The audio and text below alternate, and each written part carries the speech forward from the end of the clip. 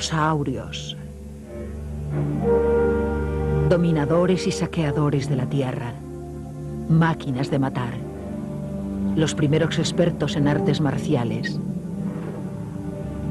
Durante 160 millones de años fueron los dueños del planeta y luego, en un periodo de cataclismo geológico, desaparecieron. Desaparecidos, olvidados.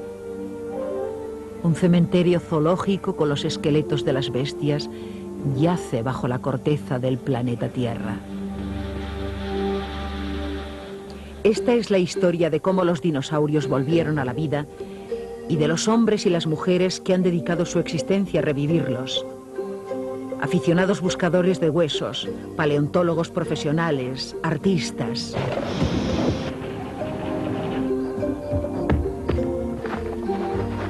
Esto conlleva un duro trabajo de jornada completa, aventura, mucha labor de documentación e información. Y algo más que suerte en la unión de las diferentes piezas del rompecabezas. Es decir, un meticuloso trabajo científico.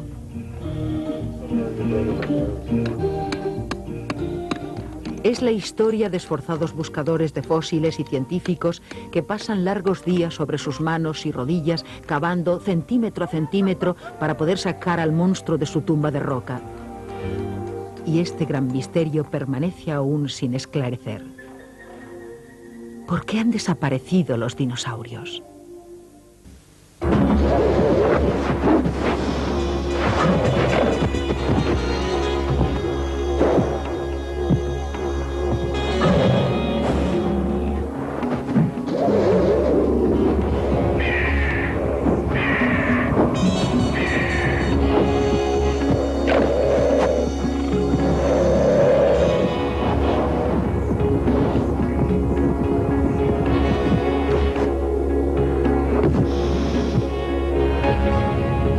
Los dinosaurios.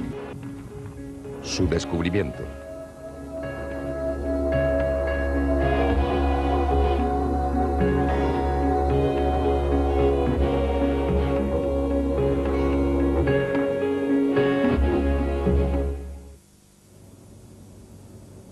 La historia de los dinosaurios en los tiempos modernos comienza en el siglo XVIII en Maastricht, Holanda. Hace 170 millones de años estas tierras estaban totalmente cubiertas por el mar, un mar de corrientes cálidas. Aquí se formó la piedra caliza. Durante siglos la gente de Maastricht extrajo esta piedra caliza para edificar, perforando entre las rocas hasta crear un vasto laberinto de cuevas. Ocurrió en el año 1770. Unos canteros trabajando en uno de los túneles a 450 metros de la entrada desenterraron algo que hizo que el resto del equipo dejase a un lado sus herramientas y se reuniesen asombrados. Durante años, con frecuencia, habían encontrado pedazos de huesos, partes de esqueletos, pero nunca algo tan misterioso.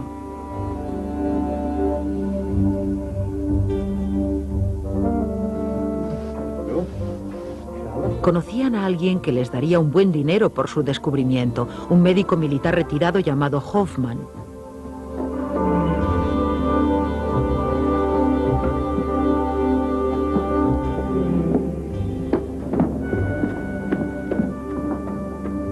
El doctor Hoffmann fue uno de los primeros en una larga cadena de científicos profesionales, aficionados y buscadores de fósiles que se apasionarían por los secretos que oculta la Tierra. Hoffmann acudió al túnel y allí le enseñaron algo que jamás había visto. Parecía ser una enorme mandíbula.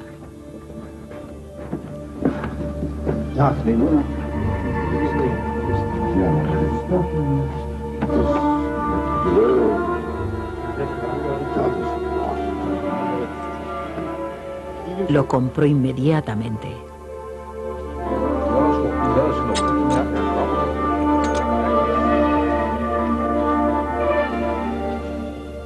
25 años después, la mandíbula del monstruo atrajo la atención del ejército revolucionario francés que ocupó Maastricht en 1795. La llamaron la mandíbula de Francia. y allí ha permanecido hasta nuestros días en el Museo Nacional de Historia Natural de París. Poco después de la Revolución Francesa, el Museo Nacional fue escenario de otra revolución, esta vez promovida por un reconocido científico, Georges Cuvier. Cuvier era profesor de anatomía comparada, una rama de la ciencia muy floreciente en aquellos años. También creo que se encontraba en el mejor lugar del mundo para él, ya que el museo tenía la colección de esqueletos y pieles mayor del mundo, junto a órganos de toda clase de especies vivas de todo el planeta. Como el resto de los profesores, vivía para su trabajo. Tenía una casa proporcionada por sus patrocinadores casi en el mismo terreno que el museo y el jardín botánico. En el jardín botánico había entonces, y sigue habiendo, un pequeño zoológico. Así al menos tenía acceso a una pequeña colección de animales vivos que podía estudiar. Además, podía observar el modo de moverse y de sacar partido de su anatomía. En conclusión, su posición era privilegiada para entender la relación entre huesos y músculos, órganos sensitivos, funcionamiento orgánico y todo lo que atañe a una criatura viva. Así podía observar cómo todas las partes del cuerpo contribuían a la forma de vida que adoptaban. Cuvier desarrolló una teoría. Se habían encontrado huesos enormes en el subsuelo de París. Parecerían huesos de elefante si no fuese porque pertenecían a una criatura que era de una especie claramente diferente y que ahora conocemos como mastodonte. Cuvier dedujo que los huesos pertenecían a un animal extinguido. Y era realmente la primera vez que había razones poderosas para hablar de extinción. Entonces un día Cuvier fijó su atención en la gran mandíbula hallada en Maastricht. Y la comparó con la de reptiles vivos. Su conclusión fue en ese momento que pertenecía a un enorme lagarto marino. Cuvier había abierto las puertas a un lejano pasado jamás imaginado. Y la búsqueda que inició ha continuado hasta nuestros días. Los lagartos marinos, como el monstruo de Maastricht, ahora conocido como mosasaurio, poblaron los mares durante los millones de años en que los dinosaurios reinaron en la superficie terrestre. Estas criaturas marinas son las que sedujeron al paleontólogo Christopher McGowan aquí en el lago Williston, en las montañas rocosas canadienses. Hace 30 años habíamos pasado caminando por aquí, pero luego se construyó el pantano Peace River, que inundó todo el valle. Y ahora tenemos aquí este monstruoso y frío lago. A lo largo de esta nueva orilla, que por supuesto fue antes parte de la montaña, podemos ver exposiciones de roca. Roca anterior al período Triásico. Hace 220 millones de años, toda esta zona formaba parte de un inmenso mar. Un mar cálido, probablemente bastante agradable. En estos mares cálidos había toda clase de animales. Lo más interesante, desde mi punto de vista, son estos maravillosos reptiles. Los reptiles marinos.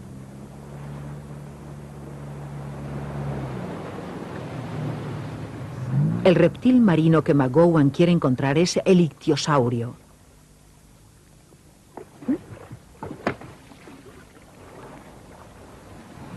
El ictiosaurio fue en su día tan abundante en el mar como los dinosaurios en la tierra. Esto nos puede dar una idea interesante sobre el aspecto completo de un ictiosaurio. Pueden ver, empezando por el extremo afilado, cómo tienen un largo morro en punta, abundantes dientes con forma ideal para capturar peces, cavidades oculares muy grandes, aquí, ojos muy grandes.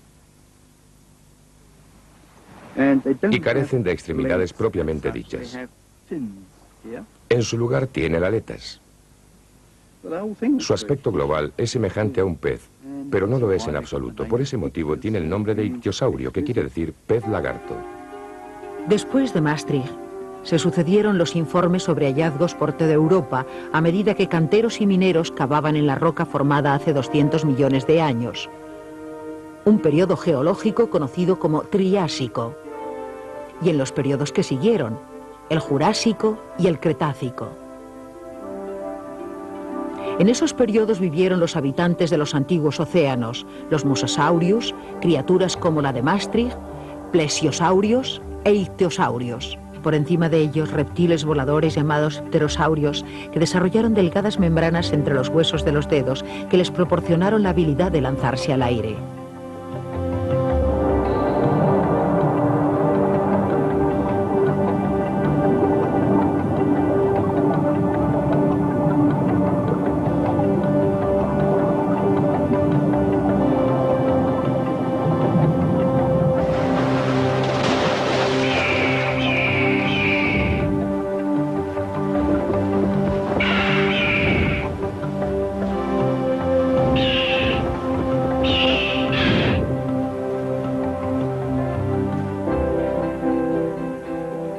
Más tarde, en 1822, apareció el primer resto de dinosaurio. Ocurrió en Tilgate Forest, Sussex, Inglaterra. Gideon Mattel, un doctor de 32 años, relata la historia en su diario. Fui a visitar a la señora Morris, que padecía fiebres palúdicas. La señora Mantell me acompañó. El viaje a través del bosque fue muy agradable.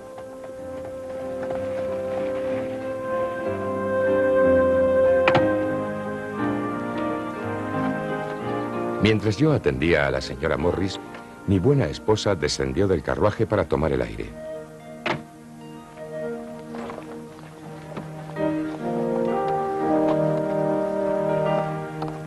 Los obreros estaban reparando la carretera y habían dejado bloques de piedra apilados, extraídos de una cantera cercana.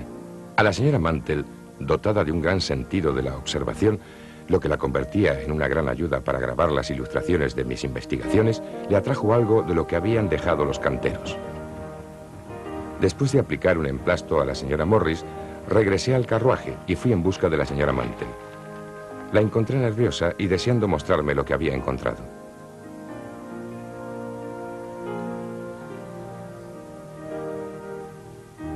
Has descubierto un nuevo animal para la ciencia.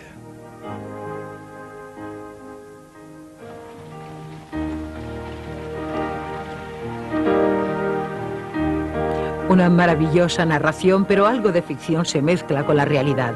Mantell no fue el único cazador de dinosaurios en enamorarse de una época anterior. Sin embargo, el diente en sí mismo no es ficción. Ahora está depositado en el Museo Británico de Ciencias Naturales.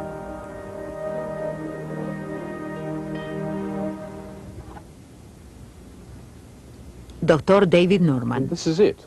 Aquí está. Este es uno de los dientes que encontró Mantell y uno de los primeros que describió. Si observan la superficie de la corona, pueden fijarse en estas estrías redondeadas que conforman su superficie, estas pequeñas almenas.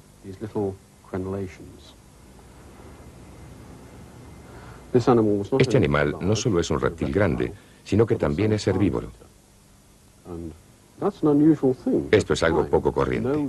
Hasta entonces no se sabía de reptiles gigantes herbívoros.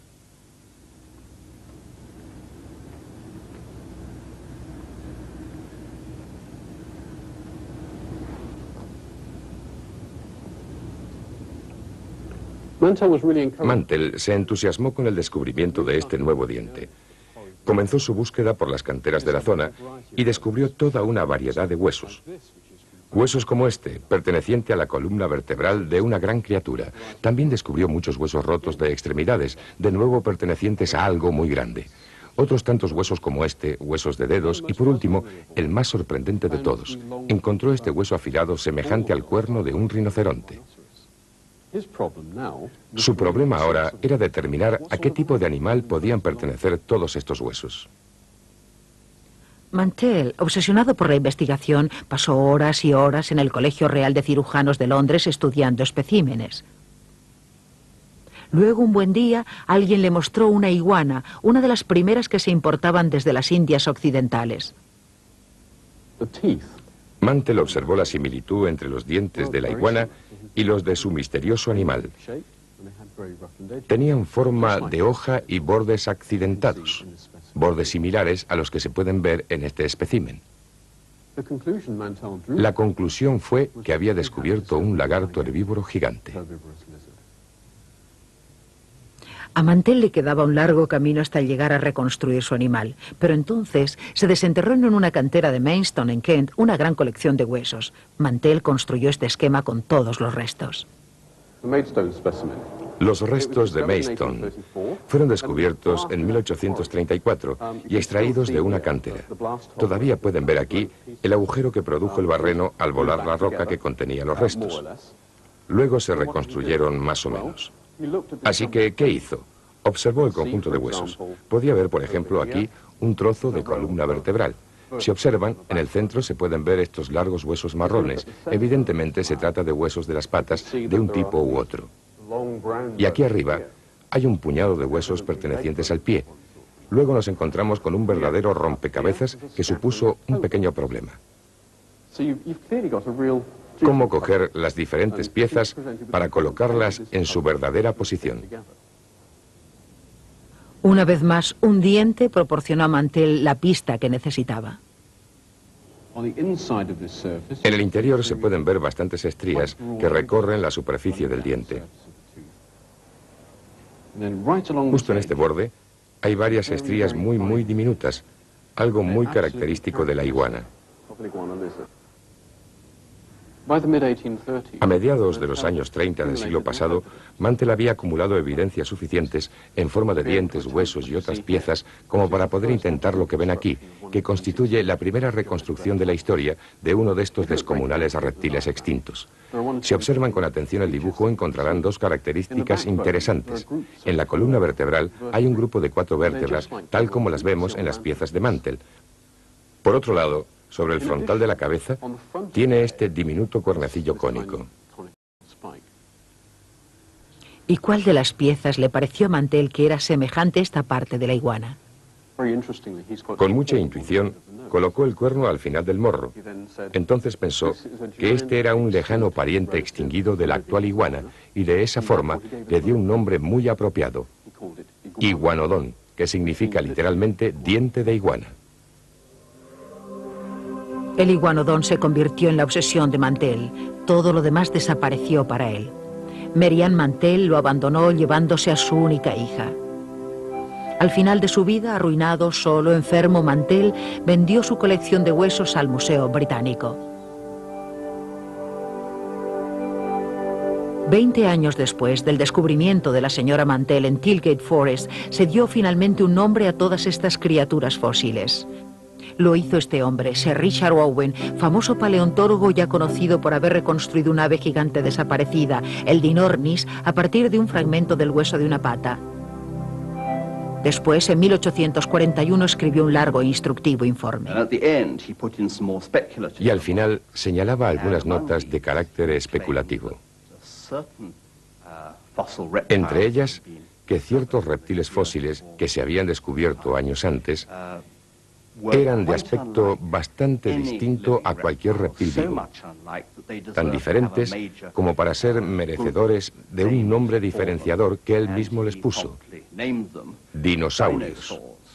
Dinosauria, en latín. Significa reptiles terribles.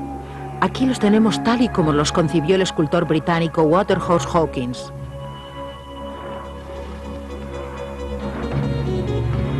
Hawkins oyó hablar de los dinosaurios de Owen mientras trabajaba en los diseños para la famosa exposición en el Palacio de Cristal de Londres, construido para conmemorar los brillantes logros del hombre moderno. La gran exhibición de 1851 fue la primera gran exposición de este tipo en el mundo. Se enmarcó en un espectacular logro arquitectónico, un edificio construido en su totalidad de acero y cristal.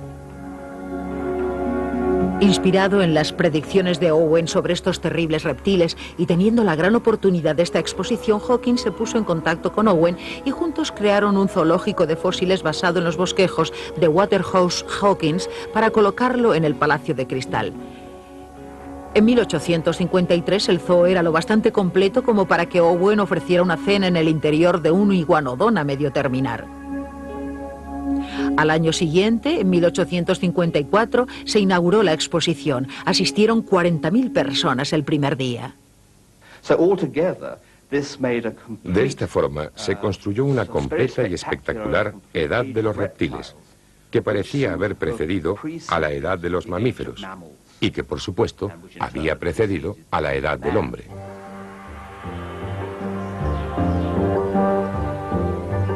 Los animales todavía permanecen allí tal y como Owen y Hawkins lo soñaron.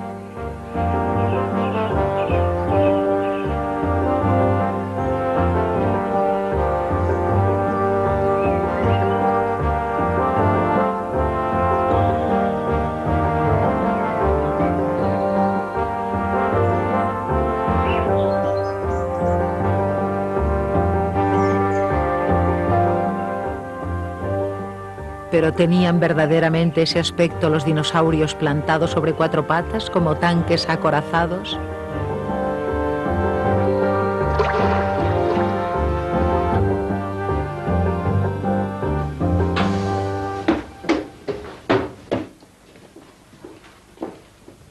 Las primeras respuestas llegaron del otro lado del Atlántico. Peter Thomson es profesor de paleontología de la Universidad de Pensilvania. Los avances en Gran Bretaña fueron buenos, pero aquí en América se hicieron descubrimientos que hicieron avanzar realmente en la ciencia de la paleontología. Este es el primer dinosaurio americano encontrado. Este diente es más espectacular que informativo. El hallazgo más interesante de dinosaurio fue el de este esqueleto de Hallowfield, Nueva Jersey. Estos huesos se enviaron al profesor Leidy en la Academia de Ciencias Naturales de Filadelfia. Leidy era un reconocido paleontólogo y anatomista. Dio al esqueleto el nombre de Hadrosaurus. Este fue el primer dinosaurio de pico de pato. Al estudiar el esqueleto se dio cuenta de que el fémur era muy grande y pesado, tal y como se podía esperar de un animal tan grande y pesado como un elefante. Sin embargo, los huesos de las extremidades anteriores de las patas delanteras eran muy ligeros, mucho más cortos y más débiles. Este no era un animal que pudiese caminar sobre las cuatro patas. Sus patas delanteras no podían soportar su peso. Y surgió el concepto de los dinosaurios erguidos caminando sobre dos patas. Bastante distintos de los cuadrúpedos imaginados por Owen. En 1868 se reconstruyó la forma del Hadrosaurus. Era la primera vez que se montaba un esqueleto de dinosaurio en el mundo. Joseph Leidy, basándose en huesos dispersos, había reconstruido algo que no aparecía en la exposición de cuadrúpedos del Palacio de Cristal, un dinosaurio que se movía sobre dos patas.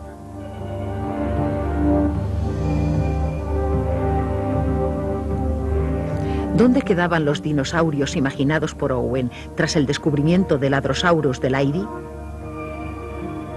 Estos son dibujos de toda una manada de esqueletos de 39 iguanodones encontrados en una mina belga en 1878.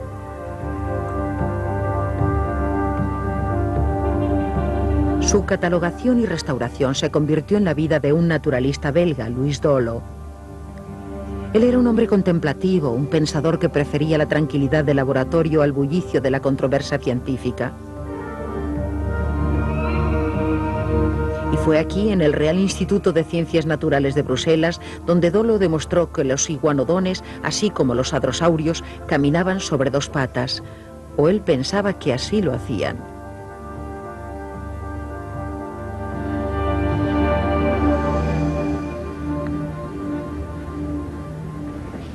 Demostró con claridad que ellos tenían estas dos poderosas extremidades posteriores, ideales para aguantar a un animal muy pesado. Adicionalmente, poseían también una larga y fuerte cola y patas delanteras cortas en comparación con las traseras. Estas son las proporciones de algo parecido al canguro.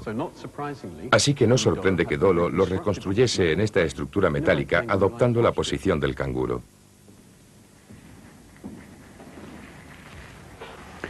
Louis Dolo también aclaró otro misterio.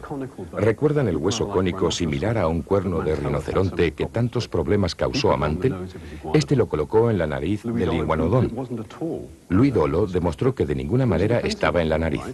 Coincidía en que era un arma defensiva, pero su ubicación estaba en la mano. Era nada menos que un pulgar. Estas reconstrucciones de Louis Dolo han permanecido durante casi 100 años. Esto no debe sorprendernos. Él trabajó sobre esqueletos fósiles completos. Sin embargo, ni Dolo era inmune a los errores. Si saben dónde mirar, pueden encontrar unos cuantos. Permítanme mostrarles uno. Aquí atrás, en la cola, podemos ver una curvatura progresiva. El extremo de la cola se apoya sobre el suelo y se va doblando conforme se acerca al animal, tal y como lo hace la cola del canguro. Sin embargo, observando de cerca las vértebras, vemos que algunas están dislocadas, aquí y aquí. De hecho, probablemente fue el mismo Dolo quien las dislocó para lograr la curvatura de la cola. Luego, si colocamos la cola tal y como debería estar, tal y como hemos visto, eso inclina el tórax del animal hacia el suelo. Y por lo tanto, sus extremidades anteriores se acercaban a la superficie y las manos podrían usarse, y probablemente se usaron, como medio de locomoción. Esto hacía del iguanodón un cuadrúpedo bastante adecuado, algo que quizá hubiera complacido a Owen. ¿Entonces es correcta la reconstrucción final del iguanodón realizada por David Norman? Bien, por ahora la consideramos correcta.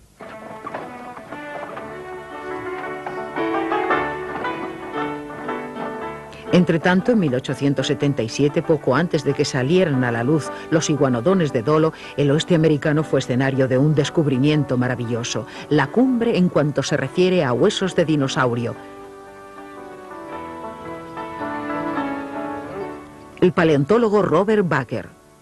Esto es Como Bluff, en Wyoming, para mí el lugar más hermoso del mundo. Fue aquí, en Como, donde tuvo lugar en 1877 el descubrimiento de los primeros esqueletos completos de dinosaurios. Desde entonces, los dinosaurios están de moda en el mundo. Los hallazgos provocaron tal revuelo entre los arqueólogos que las figuras más destacadas de la paleontología intervinieron en el tema con gran pasión.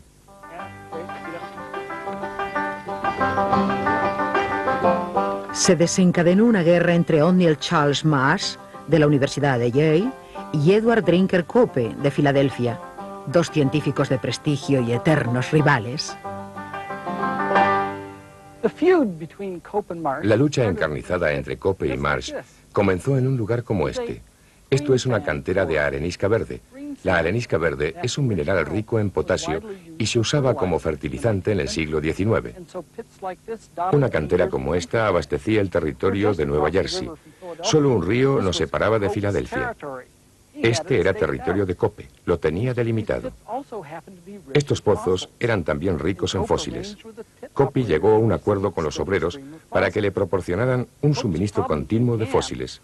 Los problemas de Cope comenzaron cuando Marsh le pidió participar en una expedición de recogida de fósiles.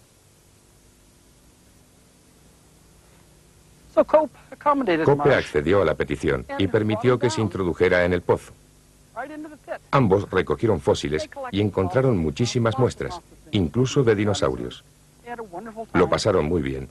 Se despidieron como buenos amigos e incluso catalogaron especies conjuntamente. Sin embargo, Cope no se percató de que Marsh fue tomando notas. Marsh pagó a los canteros y de esa forma el flujo de fósiles hacia Cope se interrumpió.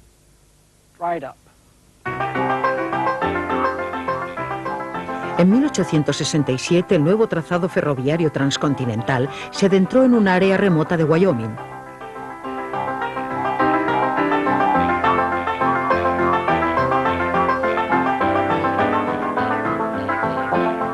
Dos hombres del ferrocarril, William Carlin y William Reed, estaban al tanto del nuevo interés por los fósiles de dinosaurio en el este. Escribieron al profesor Marsh de New Haven acerca de unos huesos que habían encontrado mientras cazaban antílopes. Lo que habían descubierto fue un gran yacimiento de huesos de patas y costillas, el mayor conjunto de restos de dinosaurio jamás encontrado. Carlin y Reed habían desencadenado la gigantesca fiebre del oro del Jurásico. Marsh, empleando su fortuna personal, financió a los dos hombres en la prospección y búsqueda de huesos para que se los enviasen a la Universidad de Yale. De regreso al este llegaron trenes y trenes cargados de dinosaurios de Marsh, 30 vagones o más, cientos de toneladas.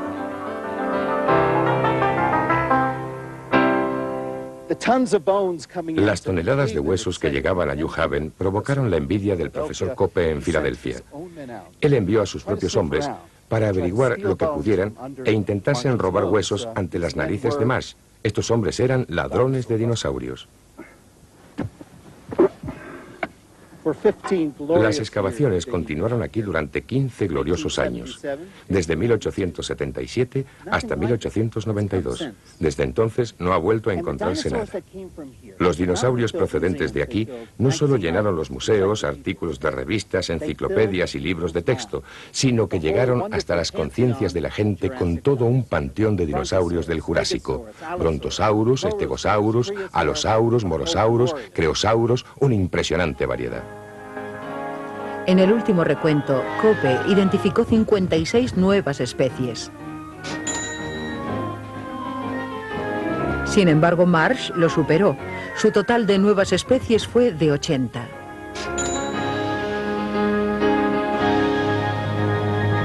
Su increíble rivalidad proporcionó suficientes fósiles como para crear el núcleo de 3 o 4 grandes colecciones de dinosaurios, incluyendo la del Museo Peabody de la Universidad de Yale, la del Museo de Historia Natural de Nueva York y la de la Institución Smithsoniana de Washington. Cope murió en 1897, 2 años antes que su eterno rival Marsh. Antes de morir, Cope lanzó un último desafío. En su testamento, Cope solicitaba que su cráneo fuese conservado y su cerebro medido.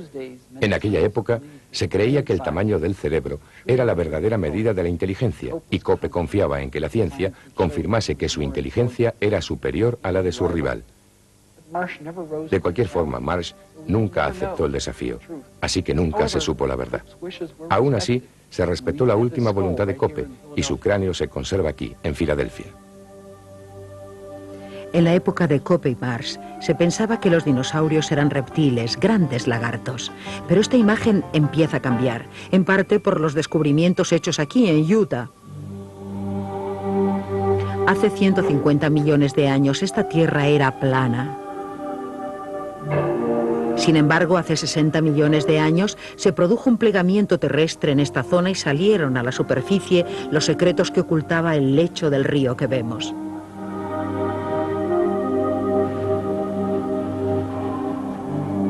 Este es el conservador del Museo Carnegie, Chris Krystalka.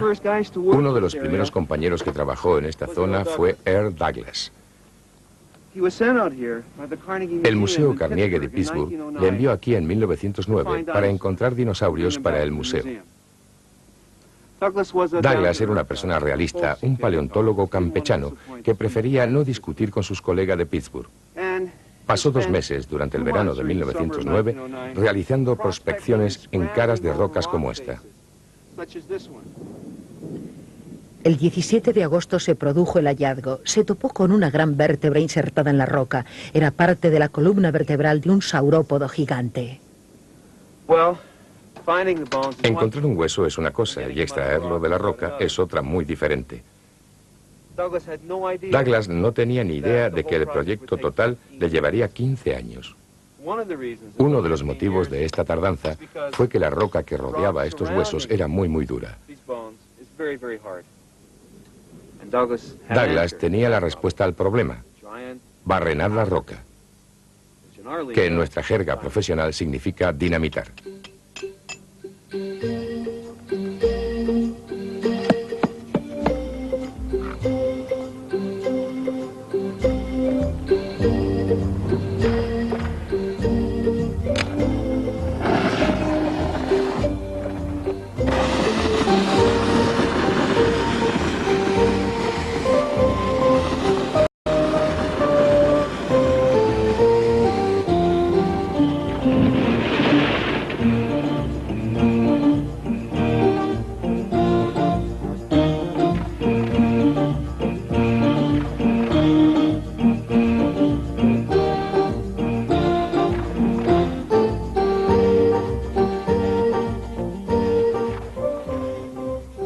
Douglas había encontrado la concentración de huesos de dinosaurio mayor del mundo, mayor incluso que la de Como Bluff. Durante los 15 años siguientes embarcaron 350 toneladas de material con destino al Museo Carnegie. Pero aquí en Bernal, Utah, quedó parte de su hallazgo intacto, exactamente el punto que descubrió, protegido ahora de los elementos por una mampara de cristal y acero y convertido en monumento nacional del dinosaurio. Pero, ¿cómo se depositaron originalmente tal cantidad de huesos aquí? Hace 150 millones de años, cuando este estrato rocoso comenzó a depositarse en el lecho del río, los cadáveres de dinosaurios que se hundían en el río eran arrastrados hasta un banco de arena donde se apilaban un cuerpo sobre otro. Una colección de cadáveres en un fondo arenoso se convierte en una colección de huesos en una roca de conserva. Aquí tenemos un buen ejemplo de la cantidad de huesos depositada en esta capa rocosa. Estos son mayoritariamente huesos de apatosaurios. Aquí tenemos una parte de la pelvis, fémures y huesos inferiores de las patas. Pero en medio de esta maraña de huesos de apatosaurios encontramos el hueso de un diplodocus, otro saurópodo. Carnegie, que había financiado las expediciones de Douglas, ordenó la realización de modelos a tamaño natural para embarcarlos a museos de Europa. Sin embargo, algunos paleontólogos tenían criterios diferentes sobre la postura erguida de los modelos.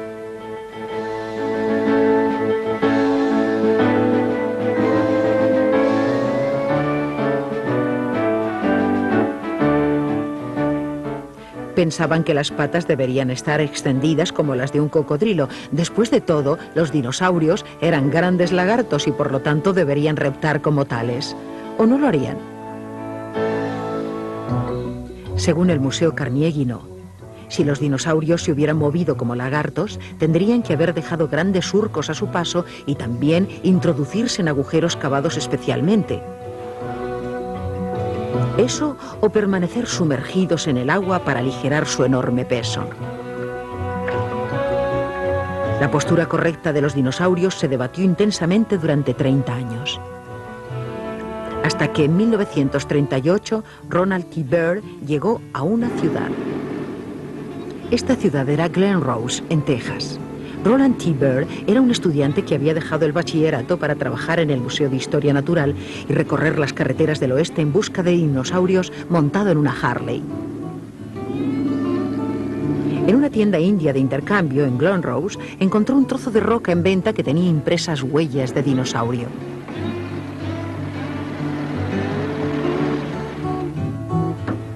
El paleontólogo Jim Farlow. Estamos en el río Palaxi, cerca de Glen Rose, en Texas, el lugar que hizo famoso a Byrd.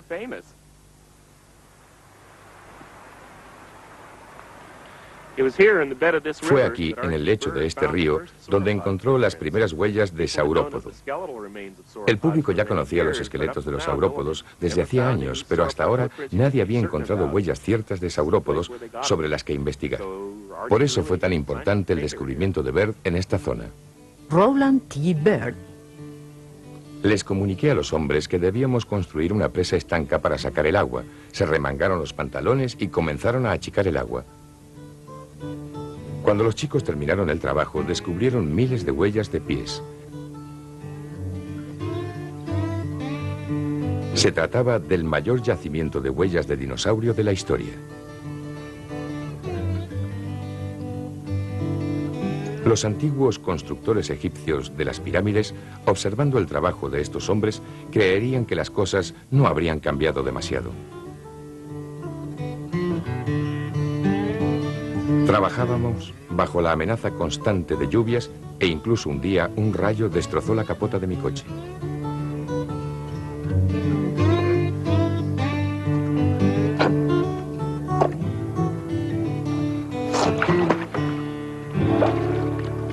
Jim Farlow.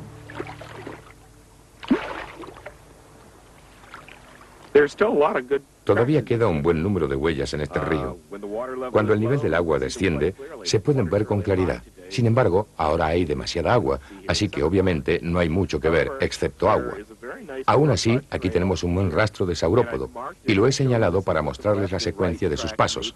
Pata izquierda, pata derecha, marcados por las patas traseras de un dinosaurio. Vamos a recorrerlas. Aquí hay una. Esta no estaba marcada. Pero aquí tenemos una pisada de la pata derecha que sí está señalada. Pata trasera izquierda, trasera derecha. izquierda, derecha, izquierda y derecha. Se trata de un animal enorme, un animal mayor que un hipopótamo. No es un saurópodo demasiado grande, pero sigue siendo grande se mire por donde se mire. De cualquier forma, observen lo próximas que están las huellas a la derecha y a la izquierda. Si este animal se arrastrase como lo hacen los lagartos, no creo que pudiese abarcar con mis brazos la anchura de sus huellas.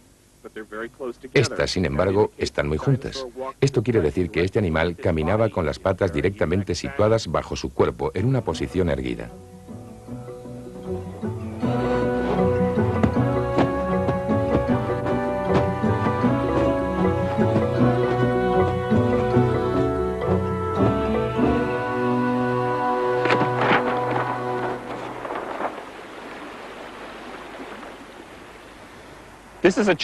Este es un dibujo que Baird realizó de las huellas que descubrió en 1940. Un dibujo que nos sugiere una historia interesante. En primer lugar, pueden observar las huellas del saurópodo, el gran herbívoro. Tenemos las huellas traseras del animal, asociadas a sus huellas delanteras. Vemos que hay una buena secuencia izquierda-derecha de las huellas a lo largo de su recorrido. Al lado de estas huellas concretas aparecen rastros de un dinosaurio carnívoro. Parece como si el carnívoro siguiese al herbívoro, tal vez quizá para invitarle a comer. Baird creía un hecho casi evidente, que los dos dinosaurios se hubiesen enzarzado al menos un instante. Siguiendo las huellas del carnívoro, observamos una buena secuencia izquierda-derecha hasta llegar aquí. En este punto tenemos dos huellas seguidas de la pata derecha. En otras palabras, justo aquí, una huella izquierda se pierde. ¿Cómo se puede explicar esta pérdida? Lo que Baird pensó que había ocurrido es que el dinosaurio carnívoro se había colgado físicamente del lomo del herbívoro al que estaba cazando, y como el herbívoro era más grande, había perdido el contacto con el suelo durante un instante. El animal dio un pequeño salto y la pata izquierda no pudo apoyarse en el suelo. No sé hasta qué punto esto es cierto o no. Desde luego es un relato dramático extraído solo de unas huellas. No se pueden hacer conjeturas de esta clase cuando se trata de esqueletos. Si consideramos a Baird como el investigador tranquilo de los dinosaurios, el Indiana Jones de la investigación, sería su contemporáneo Ray Chapman Andrews. La mayor aventura de Andrews comenzó en el Museo Americano de Historia Natural en 1920. En aquella ocasión había invitado a comer a Henry Fairfield Osborn, presidente del Museo Americano. Supuestamente, tras la agradable comida, Osborn encendió su puro y dijo: «Bien, ¿qué es lo que tienes en mente? ¿A qué viene todo esto?» Y Roy le comunicó un plan cuidadosamente elaborado, un excitante plan para investigar en Asia Central. Andrews emplazó su campamento base en Beijing y desde allí organizó expediciones hacia el interior de Mongolia. Compraron una flota de Dodges, vehículos especialmente equipados para cruzar el desierto de Gobi. Y alquilaron unos 125 camellos. Los camellos transportaban la gasolina, los vehículos a los miembros de la expedición. Roy Chapman reunió a un prestigioso equipo de científicos, una gran variedad de especialistas. La idea era hacer una descripción completa del desierto de Gobi en cada una de sus facetas y en toda su dimensión, no solo la paleontológica. En una serie de 5 expediciones independientes en los años 20, Andrews exploró los desiertos de Mongolia en busca de huesos. Fue una dura experiencia. Las tormentas de arena del desierto arrancaban las tiendas del suelo y las camisas de sus cuerpos. Repentinos aguaceros convertían el suelo en un peligroso lodazal. Sin embargo, la indómita grandeza del paisaje levantaba sus ánimos.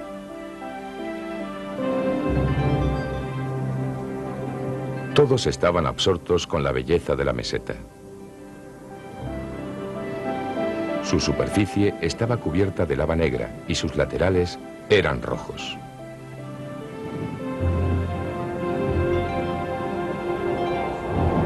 lugar estaba pavimentado casi por completo de huesos. Gracias a sus esculturales protecciones, era el lugar más rico del mundo desde el punto de vista paleontológico. Nosotros lo bautizamos como Flaming Cliffs.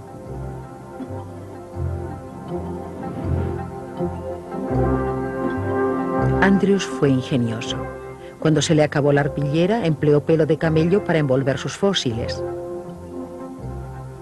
La técnica no ha variado mucho desde entonces, solo que los materiales son ahora de mejor calidad.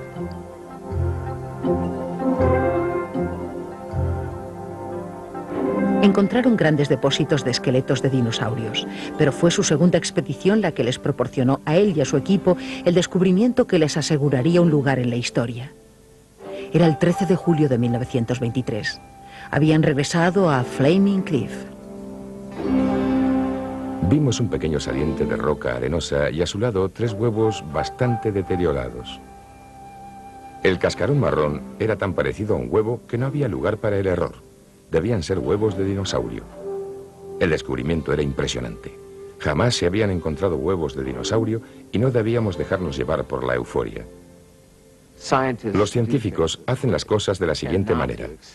Tienden a no sacar conclusiones precipitadas porque les preocupa decir, hurra, hemos hecho un gran descubrimiento, para después tener que retractarse. Solo después de grandes deliberaciones decidieron que eso no podía ser otra cosa que huevos de dinosaurio. Carnívoros de 6 metros surgiendo de cascarones de 25 centímetros, monstruos de 2 toneladas de peso depositando huevos. 70 años después de la primera expedición de Andrews, estas imágenes están en el pensamiento de los científicos del Museo Americano de Ciencias Naturales mientras se preparan para una nueva expedición en el desierto de Gobi en 1992. Ya han estado allí otras 2 veces, en 1990 y en 1991. Les acompañaron sus colegas de la Academia de Ciencias de Mongolia. Ahora van en busca de la evidencia de que los dinosaurios de algún modo todavía viven con nosotros. La mayor parte del público, cuando piensa en expediciones paleontológicas, se imagina gente recorriendo un terreno hasta que alguno dice, bien, creo que los dinosaurios están aquí. Y entonces comienzan a cavar un enorme pozo de 60 metros de profundidad hasta que dan con los restos. Pues bien, les aseguro que ese no es el método. Se buscan huesos que asomen en la superficie. Y caminamos. Un paleontólogo se pasa la mayor parte del tiempo andando por una zona hasta que logra dar con una gran acumulación de restos. Solo entonces comienza a cavar.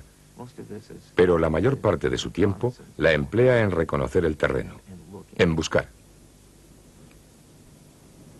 Ellos nunca tocan los especímenes. Cuando encuentran algo, los científicos recubren la roca que contiene el fósil con un vendaje de yeso. Después concluyen su trabajo recubriendo con varias capas más de yeso el fósil encontrado, dejándolo listo para su empaquetamiento y transporte.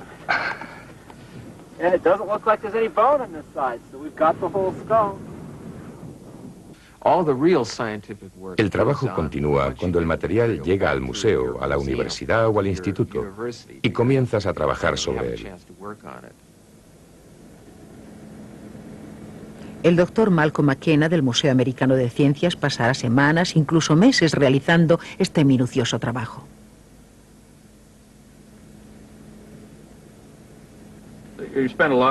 Se pasa mucho tiempo manipulando delicadamente los trozos, desprendiendo poco a poco el hueso de lo que llamamos matriz. Debe hacerse muy lentamente. En este momento estoy desprendiendo partículas diminutas que después limpiaré con aire. Luego observaré de nuevo y empezaré con otros trozos. Lo que estos estudios están revelando es que, lógicamente, no todos los dinosaurios eran enormes.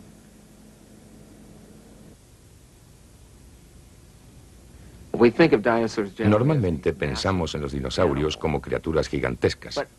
Sin embargo, algunos ejemplares eran muy pequeños y frágiles, con cuellos largos y mandíbulas alargadas que recuerdan un poco a los picos de las aves.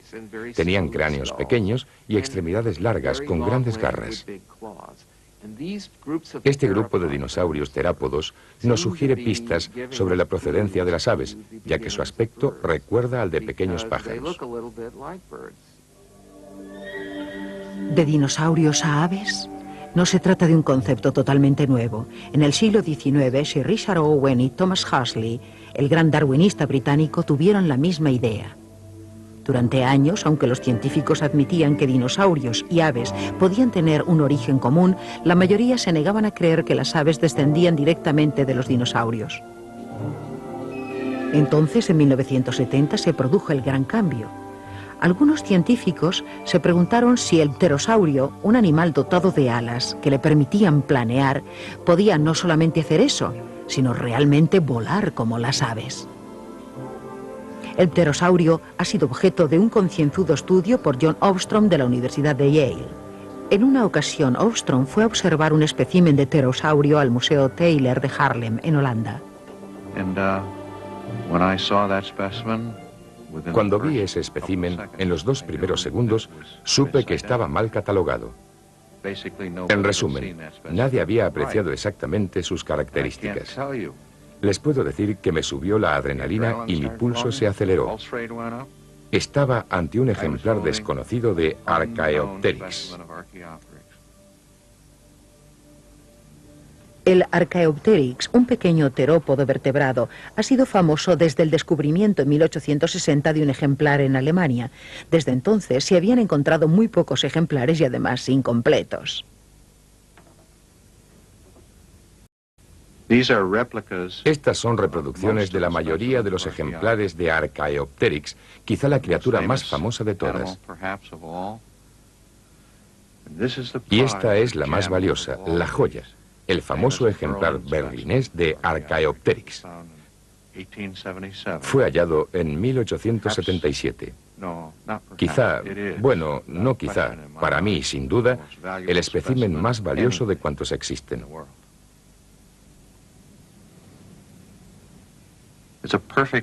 Se trata del perfecto intermedio entre las aves y los reptiles. Fíjense en la cabeza, en el cráneo, y en el morro y los dientes. Las aves no los tienen.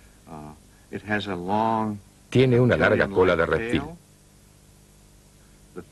Las patas, por otro lado, son muy similares a las que podemos encontrar en las aves actuales, no en todas, pero en la mayoría. Y lo más importante, en las extremidades superiores hay plumas.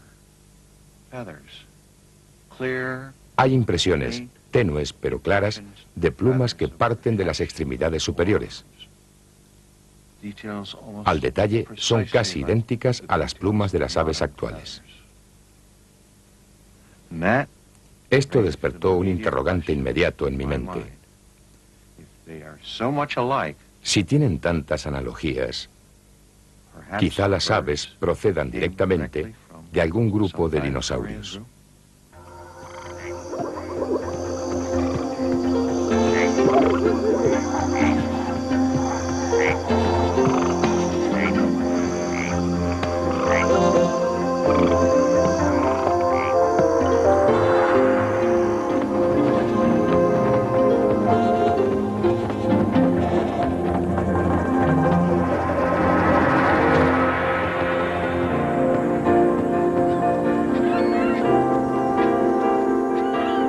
Gracias al trabajo de Ostrom, inspirado en su descubrimiento de Haarlem, los científicos son capaces ahora de trazar una línea de parentesco entre los dinosaurios desaparecidos y los pelícanos de nuestras marismas, los gorriones de nuestros campos y las palomas de nuestros parques.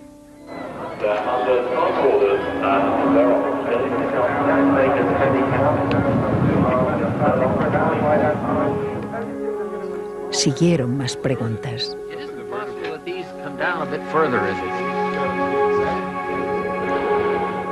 Si las aves descendían de los dinosaurios, ¿podrían tener otras relaciones? ¿Eran los dinosaurios tan sociables como las aves? ¿Eran de sangre caliente? ¿Realizaban migraciones?